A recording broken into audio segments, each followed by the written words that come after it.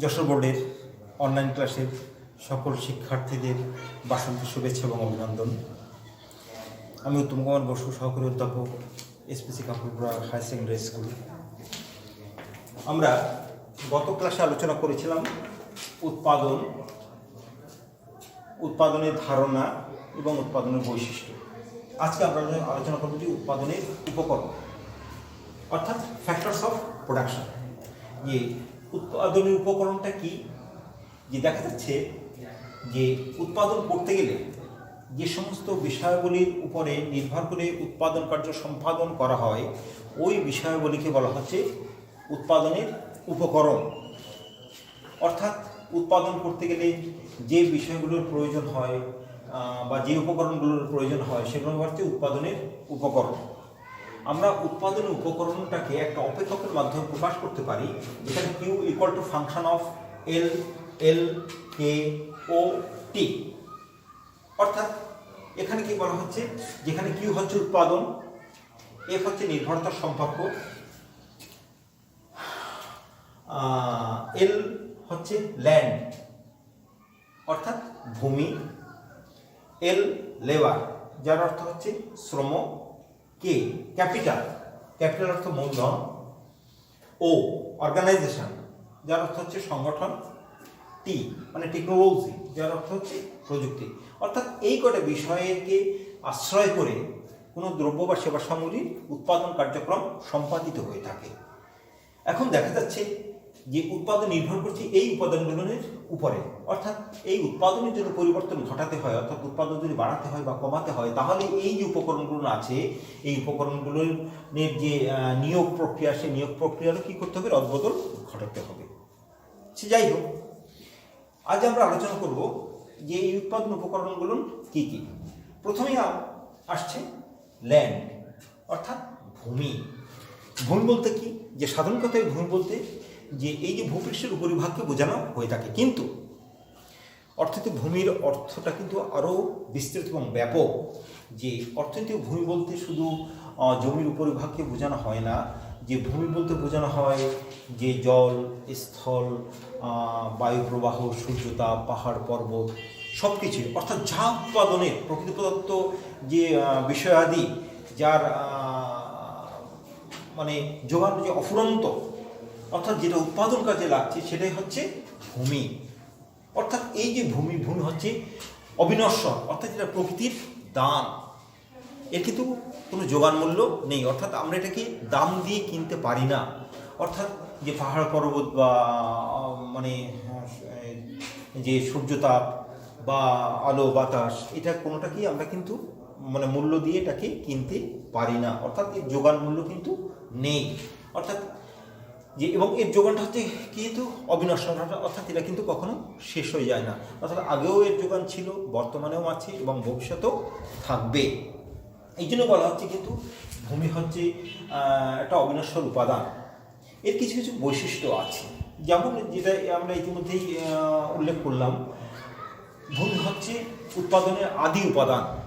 অর্থাৎ উৎপাদন করতে গেলে প্রথমেই যেটা লাগে সেটা হচ্ছে কিন্তু ভূমি, এবং এটা কিন্তু ভূমির প্রাথমিক এবং মৌলিক, ভূমি হচ্ছে উৎপাদনের প্রাথমিক এবং মৌলিক যে উপাদান।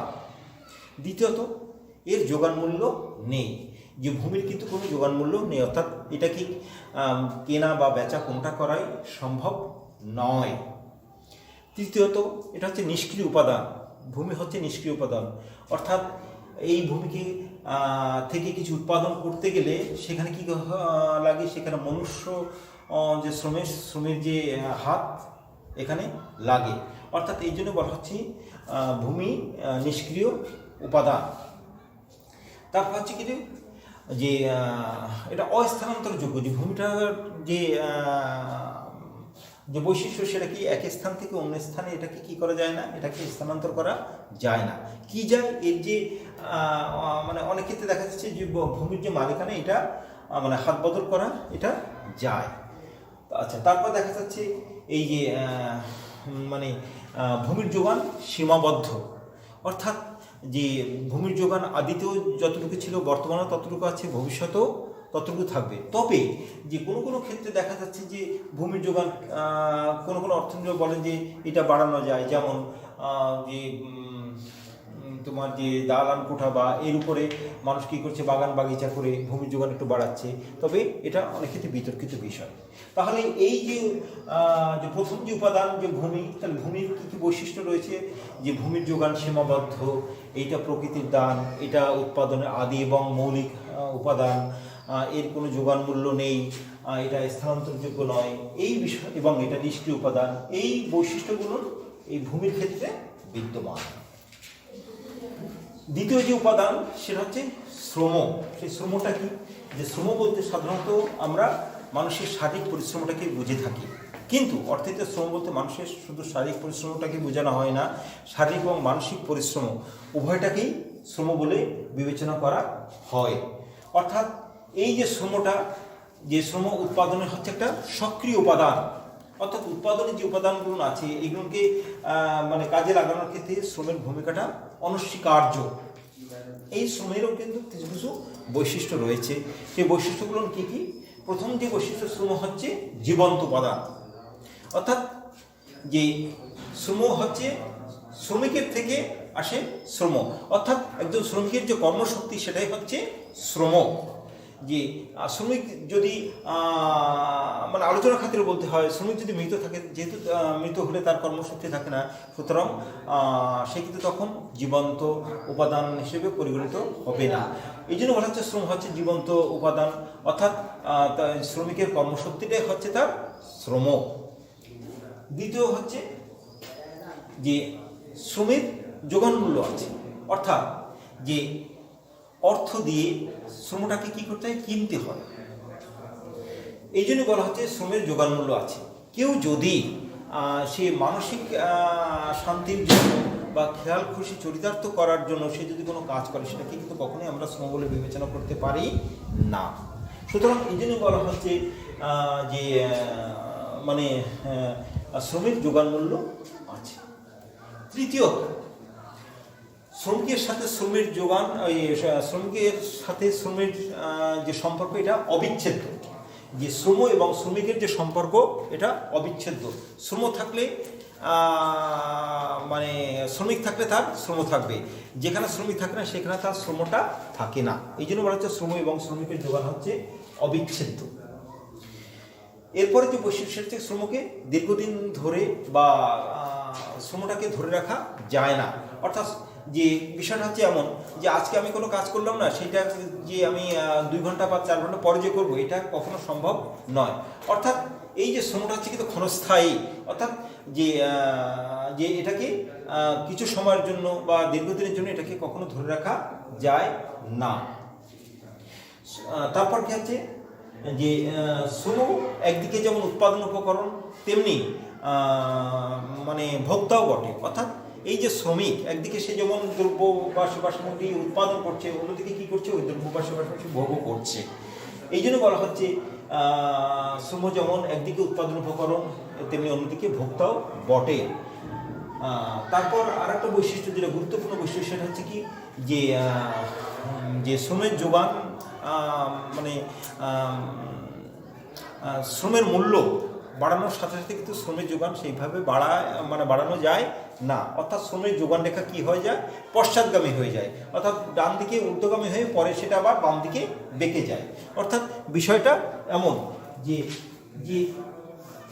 এই যে শ্রমের যোগান রেখা প্রথমেই আপওয়ার্ড রাইজিং, পরে আবার এটা বাম দিকে এটা বেঁকে যাচ্ছে। অর্থাৎ যে শ্রমের যে যোগান রেখা পশ্চাৎগামী হয়ে থাকে। অর্থাৎ এই যে বৈশিষ্ট্যগুলো এটা শ্রমের ক্ষেত্রে বিদ্যমান রয়েছে। তাহলে ক্ষেত্রে শ্রমের হচ্ছে জীবন্ত উপাদান, শ্রমের সাথে শ্রমিকের সম্পর্ক অবিচ্ছেদ্য, শ্রমকে দীর্ঘ সময় ধরে রাখা যায় না। তারপর হচ্ছে কি শ্রম একদিকে যেমন উৎপাদন উপকরণ, তেমনি ভোক্তাও বটে। এই বৈশিষ্ট্যগুলো শ্রমের ক্ষেত্রে বিদ্যমান। এরপর তৃতীয় যে বৈশিষ্ট্য সেটা হচ্ছে মূলধন। এই মূলধন কাকে বলা হচ্ছে, যে মূলধন বলতে সাধারণত বোঝা হয় টাকা পয়সাকে, এটা সাধারণত মূলধন বলা হয়। কিন্তু অর্থাৎ মূলধনের একটা আলাদা তাৎপর্য রয়েছে বা আলাদা একটা সংজ্ঞা রয়েছে। সেই সংজ্ঞাটা কি, যে মনুষ্য শ্রমের দ্বারা সৃষ্ট যে মানে উৎপাদন ভোগে ব্যবহৃত না হয়ে পুনরায় উৎপাদন কাজে ব্যবহৃত হচ্ছে, সেটাই হচ্ছে মূলধন। মনুষ্য শ্রমের দ্বারা সৃষ্ট যে দ্রব্য ভোগে ব্যবহৃত না হয়ে পুনরায় উৎপাদনের কাজে লাগছে, সেটাই হচ্ছে মূলধন। এই অস্ট্রীয় অর্থনীতিবিদ মূলধনের একটা সুন্দর সংজ্ঞা দিয়েছেন, অর্থাৎ অস্ট্রীয় অর্থনীতিবিদ বমওয়াক তিনি বলেছেন কি, যে মূলধন হচ্ছে উৎপাদিত উপাদান, অর্থাৎ যেটা ভোগে ব্যবহৃত না হয়ে পুনরায় উৎপাদন কার্যক্রমে ব্যবহৃত হয় সেটা হচ্ছে মূলধন। যে আধুনিক উৎপাদন ব্যবস্থায় মূলধন কিন্তু গুরুত্বপূর্ণ ভূমিকা পালন করে থাকে, অর্থাৎ এই বৃহদায়তন উৎপাদন ব্যবস্থায় যে মূলধনের প্রাচুর্যতাই একটা দেশকে বা একটা সমাজকে এটাকে হচ্ছে সমৃদ্ধির পথে এগিয়ে নিয়ে যায়। যেমন আমরা মার্কিন যুক্তরাষ্ট্রের দিকে তাকাতে পারি, ইউরোপের দেশগুলোর দিকে তাকাতে পারি, চীনের দিকে তাকাতে পারি, মালয়েশিয়ার দিকে তাকাতে পারি, হংকংয়ের দিকে তাকাতে পারি, সিঙ্গাপুরের দিকে তাকাতে পারি। এই যে দেশগুলো, এদের যেহেতু মূলধনের প্রাচুর্যতা রয়েছে, সুতরাং অর্থের দিক থেকে এরা তত বেশি স্বাবলম্বী হয়ে উঠছে। এই মূলধনের কিন্তু কিছু কিছু বৈশিষ্ট্য রয়েছে। সেই বৈশিষ্ট্যগুলো কী কী? প্রথম বৈশিষ্ট্য হচ্ছে মূলধন হচ্ছে অতীত শ্রমের দ্বারা সৃষ্ট, সঞ্চয় দ্বারা সৃষ্ট। অর্থাৎ মানুষ কী করছে, সে দ্রব্য বা সেবা উৎপাদন করছে, সেটা ভোগে ব্যবহার না করে সেটা সঞ্চয় করে মূলধন কার্যক্রম সেটা ব্যবহার করছে। দ্বিতীয় কি, শ্রমটা হচ্ছে নিষ্ক্রিয় উপাদান, অর্থাৎ শ্রমটাকে যদি কাজে লাগানো না যায় তাহলে কি দ্রব্য বা সেবা সামগ্রী উৎপাদন করা সম্ভব নয়। এই জন্য বলা হচ্ছে শ্রম হচ্ছে নিষ্ক্রিয় উপাদান। তৃতীয়ত, যে শ্রমের উৎপাদনশীলতা রয়েছে, অর্থাৎ আমরা যেটা একটু আগেই বললাম বা ইতিহাস থেকে আমরা দেখতে পাই, যে সমাজে বা যে রাষ্ট্রে মূলধনের প্রাচুর্যতা রয়েছে সেই সমাজ তত বেশি উন্নত বা সমৃদ্ধশালী। সুতরাং এই যে বৈশিষ্ট্যগুলো মূলধনের ক্ষেত্রে দেখা যায়। চতুর্থ যেটা, সেটা হচ্ছে সংগঠন বা অর্গানাইজেশন। এইটা কি, যে উৎপাদনের যে উপকরণগুলো আছে, অর্থাৎ ভূমি, শ্রম, মূলধন এবং প্রযুক্তি, এইগুলোকে একত্রিত করে যে উৎপাদন কার্যক্রম যে পরিচালনা, সেটাকে বলা হচ্ছে সংগঠন। অর্থাৎ যিনি এই সাংগঠনিক দায়িত্ব পালন করেন, অর্থাৎ ভূমি, শ্রম, মূলধন, প্রযুক্তিকে একত্রিত করে উৎপাদন কার্যক্রম পরিচালনা করেন, তাকেই বলা হচ্ছে সংগঠন। এবং আধুনিক পুঁজিবাদী অর্থ ব্যবস্থায় বা জটিল বা বৃহদায়তন উৎপাদন ব্যবস্থায় এই সংগঠকের গুরুত্বপূর্ণ ভূমিকা রয়েছে, বা সাংগঠনিক দায়িত্বটার নিপুণতার উপরেই নির্ভর করে প্রতিষ্ঠানের যে সাফল্য বা ব্যর্থতা। যে এই সাংগঠনিক ক্ষমতা বা দক্ষতা যার বেশি সমৃদ্ধ যে রাষ্ট্রে, তারাই বেশি তত উন্নত। এই সংগঠনের কিন্তু কিছু কিছু বৈশিষ্ট্য রয়েছে। এই সংগঠন হচ্ছে বিশেষ এক ধরনের শ্রম, অর্থাৎ এই শ্রমিকের সাথে একজন সংগঠকের শ্রমের কিন্তু পার্থক্য রয়েছে। দ্বিতীয়ত হচ্ছে, অর্থাৎ কি পার্থক্য, এ শুধু শ্রম দিচ্ছে, আর এ সাংগঠনিক শ্রম সে কি করছে, এই উপাদানগুলোকে একত্রিত করে উৎপাদন কার্যক্রম পরিচালনা করার জন্য সে শ্রমটা দিচ্ছে। এই পার্থক্যটা সাধারণ শ্রম এবং সাংগঠনিক শ্রমের মধ্যে দেখা যায়। দ্বিতীয় হচ্ছে, শ্রম হচ্ছে জীবন্ত উপাদান, অর্থাৎ শ্রম হচ্ছে একটা জীবন্ত উপাদান। এখানে সমগ্র উপাদানকে একত্রিত করে সে উৎপাদন কার্যক্রম সে সম্পাদন করে। এরকম তারপরে যে এর দক্ষতা অপরিহার্য, শ্রমিক এই সাংগঠনিক কার্যক্রম সম্পাদনের জন্য এই সংগঠনের দক্ষতাটা অপরিহার্য থাকে। এই বৈশিষ্ট্যগুলো সংগঠনের ক্ষেত্রে বিদ্যমান। লাস্ট হচ্ছে প্রযুক্তি। যে আধুনিক উৎপাদন ব্যবস্থা প্রযুক্তি একটা গুরুত্বপূর্ণ উপাদান, অর্থাৎ যে মনুষ্য শ্রমের দ্বারা সৃষ্ট যন্ত্রপাতি যন্ত্রপাতি রয়ে গেছে, যে যন্ত্রপাতি, এগুলোকে উৎপাদন কার্যক্রমে সম্পৃক্ত করাকেই বলা হচ্ছে প্রযুক্তি। অর্থাৎ মানুষের জ্ঞানের যে প্রয়োগ, এটাকেই আমরা প্রযুক্তি বলে আখ্যায়িত করতে পারি। যে আধুনিক উৎপাদন ব্যবস্থায় এই প্রযুক্তির অবদানটা সবথেকে বেশি গুরুত্বপূর্ণ। অর্থাৎ যে যেমন আমরা দেখতে পাই কিভাবে, যে আগে একটা খাল খনন করা হতো যে মনুষ্য শ্রমের দ্বারা, এখন সেখানে খাল খনন করা হচ্ছে যে ড্রেজার মেশিন দ্বারা। তাহলে এই যে প্রযুক্তির মাধ্যমে উৎপাদন কার্যক্রম সম্পাদন করা যায়। সুতরাং তাহলে আমরা দেখতে পাচ্ছি কি, যে উৎপাদন কোনো কয়েকটা বিষয়ের উপর নির্ভর করে। এই বিষয়গুলোর পরিবর্তন সাপেক্ষে উৎপাদনের পরিবর্তন সাধিত হয়ে থাকে। সেই বিষয়গুলো কি কি? ভূমি, শ্রম, মূলধন, সংগঠন এবং প্রযুক্তি। তোমরা এই বৈশিষ্ট্যগুলো ভালো মতন পড়বা। ধন্যবাদ সবাইকে।